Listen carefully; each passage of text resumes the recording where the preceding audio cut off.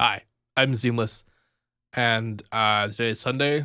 It's not super important. This is a video about the first volume of Seamless free 50 samples, base samples.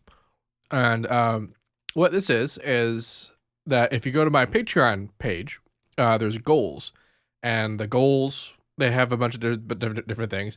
But one of the goals that you guys already got is that you get 50 free base samples a month. And then one of the other goals that you got, the next one after that, was that I would also include the project file that I used to make them. So before we get into that, I'm going to play for you every single sample that's in this pack.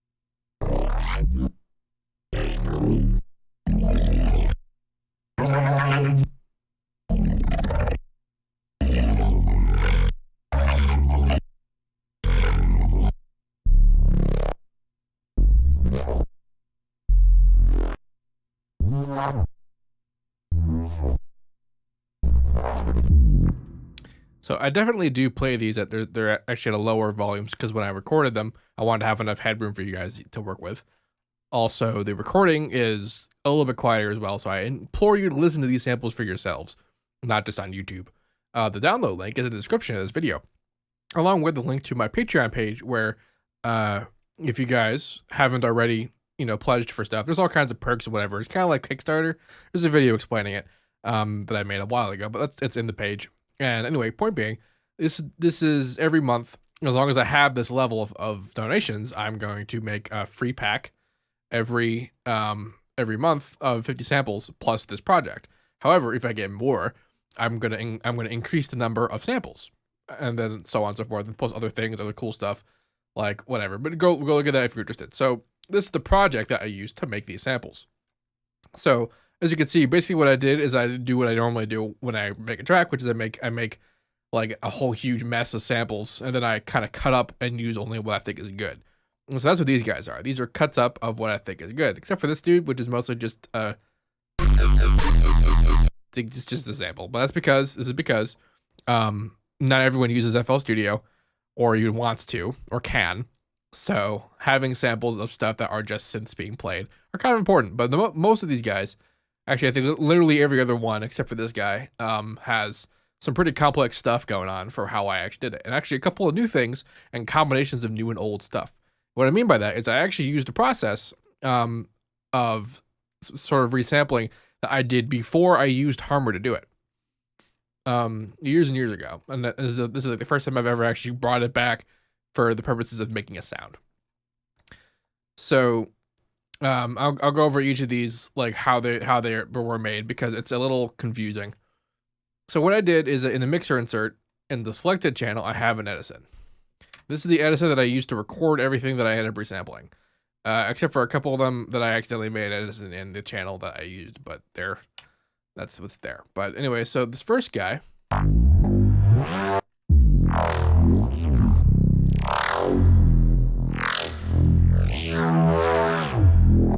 is just some EQ mod and some reverb, and then the sample itself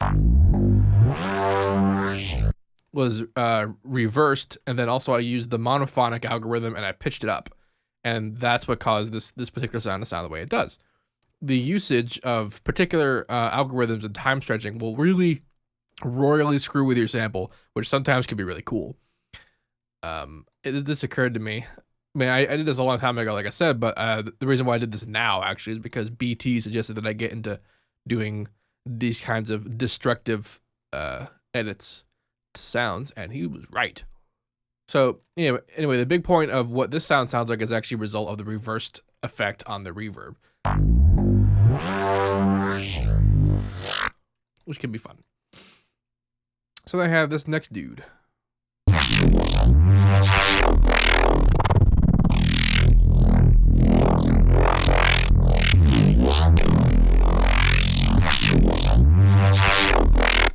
It's pretty explanatory. It's just a citrus with the same EQ modulation and some distortion and compression. Reversed. And pitch shifted. But then it is resampled.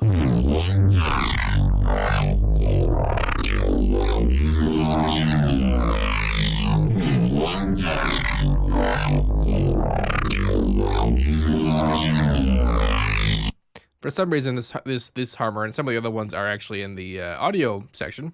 I don't really know why, but that's where they are. Now, this one I actually left at, I made an 8-bar pattern instead of a 4-bar pattern, even though the sample that's being resampled is a 4-bar sample. And that's because when it loops, it restarts the sample, but all of the stuff like the unison and whatever effect I have on it carries over. It doesn't restart. So that's why I do that. So then I resample it out. And I believe I pitched it back down. So like these guys I pitched up somewhat using tonal and also the monophonic settings. And then some of them I pitched up again, some of them I pitched down using the pro default algorithm. So then they began their life being all the MIDI is actually rooted in the key of E. They're not all in the E, obviously, but they're all rooted in the key of E. And then they're pitched up. Some of them like stay up, like the first guy. But some of them, most of them after that, I brought back down one way or another. So that's what that guy was.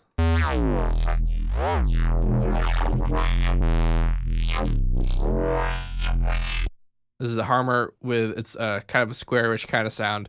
Hurts unison a lot, and then I used a bandpass, and I also used the phaser with width modulation, like that I learned from Audeca, to create interesting sort of EQ mod inside harmor before the distortion. And then I did that resampling stuff I talked about here. This guy was pitched down with the tonal setting, and then pitched back, and then reversed.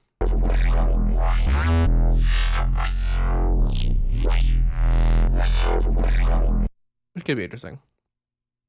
This is a preset I made a long time ago called SeamlessR, which was an attempt to recreate the Skrillex bass in Birdie Nam Nam. That's what that was.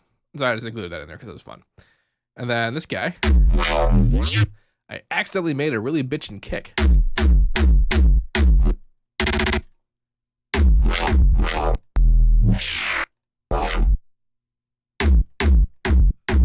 Didn't expect that, but it was kind of cool. At first I tried to resample this, but then I ended up just sticking with what the sound actually was.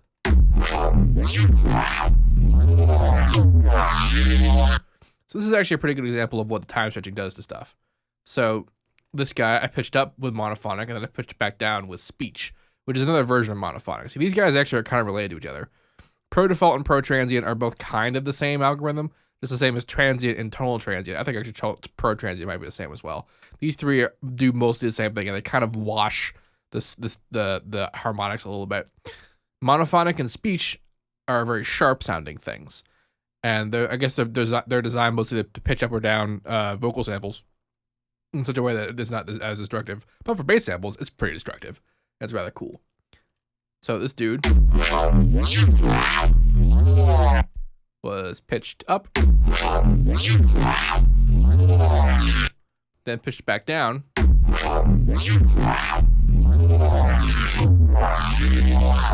and then reversed, but also with tonal setting. It was pitched back down with the tonal setting instead of the speech setting.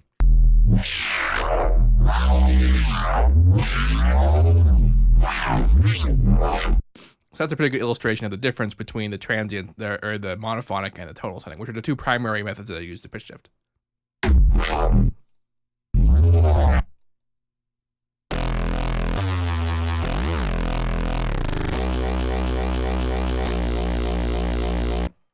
That's what that pattern was. This is the Harmer. This is actually utilizing the phase warp stuff I talked about in one of my latest how to bases, where I did the phase warping with actual phase harmonic randomness that I made myself, but then I'm also using unison to further screw with stuff. That's a lot of fun. And then I think I recorded this one. Yeah, okay. So what I did here is that in this guy, I recorded it into Edison, and then I pitched it up with tonal, and I pitched it back down with tonal. Now, why did I do that in Edison? The reason why I did that is because when you actually demonstrate also how you record stuff with Edison in this. So I have my selected channel. I'm gonna go to 18, and now I have it selected. So I'm gonna hit record. Now it recorded it. So that's how that works in the selected channel business. So there's time stretching inside Edison, and it's actually a lot finer than the time stretching in just the channel window. So I could use like the tonal setting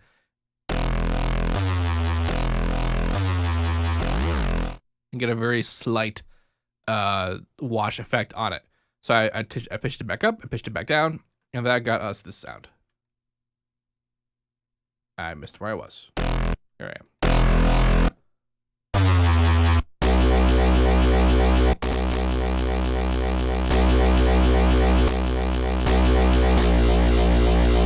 These guys are also louder, but you know, that's not really a result of anything.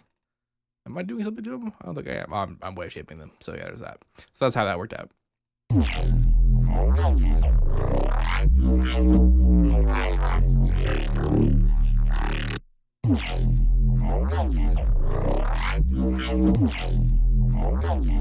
So this was pitched around with tonal, very, very lightly, very slightly. And then it was pitched back down with monophonic. Now these were like super duper slight movements. You can barely even see them in the set there, but they're there. And they're also EQ'd. It's very slightly for that part there.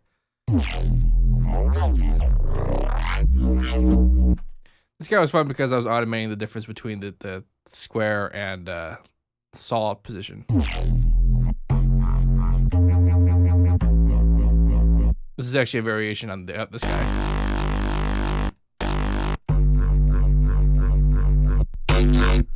And then I routed it through a Vocodex. And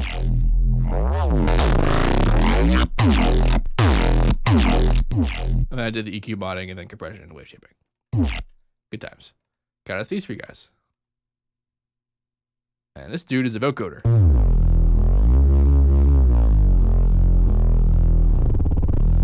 At least it's supposed to be.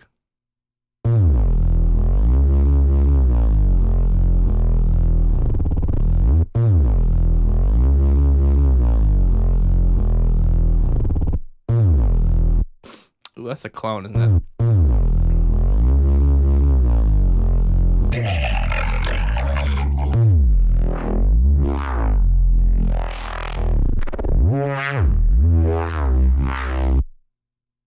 All right, so I kind of messed up something. So what I was this guy's supposed to actually be a clone.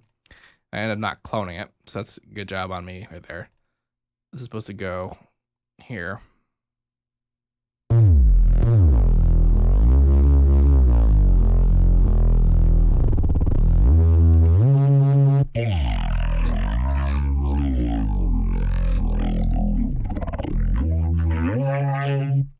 I believe I also messed with the preset. Let's go load up the other one. That's better. All right, so this is what the preset was. I'm gonna have to fix this before I actually post the video because I already uploaded the files, but I have to go change this now to include the correct configuration here.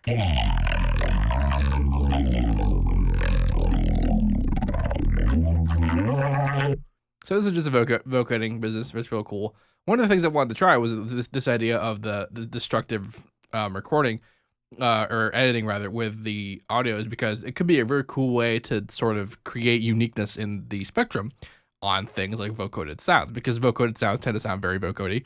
And people are like, oh, it sounds very vocodex, sounds like a vocodex, and then you might not sound like that, so you can actually screw with it.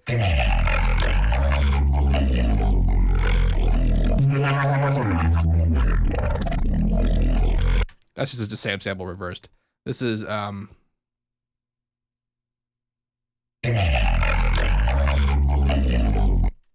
that's tonal. You can kind of hear it. Yeah, this is the tonal process applied to it. So I did again. I did this within Edison. I recorded it, and then I used the tonal time stretching very lightly, because you can hear how sharp that is versus. There's still a little bit of sharpness involved. So like that's a result of the tonal process it's applying it to itself. And then I reversed it. And then I carved it up. And took the parts I thought were cool. Now, this guy was interesting. So this was that was that clone I made. This is it's supposed to be the right version.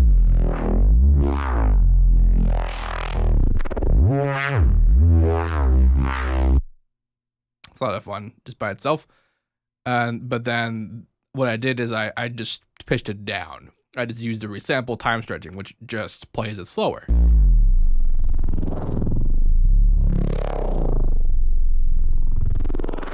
And then I stretched it all the way back with the monophonic sound.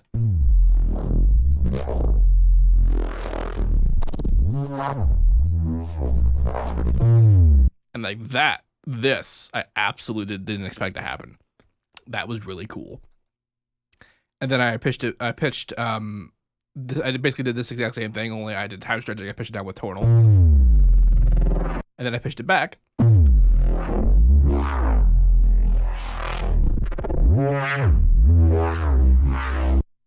don't think I actually used any of this for the final part, but yeah. This dude is just awesome.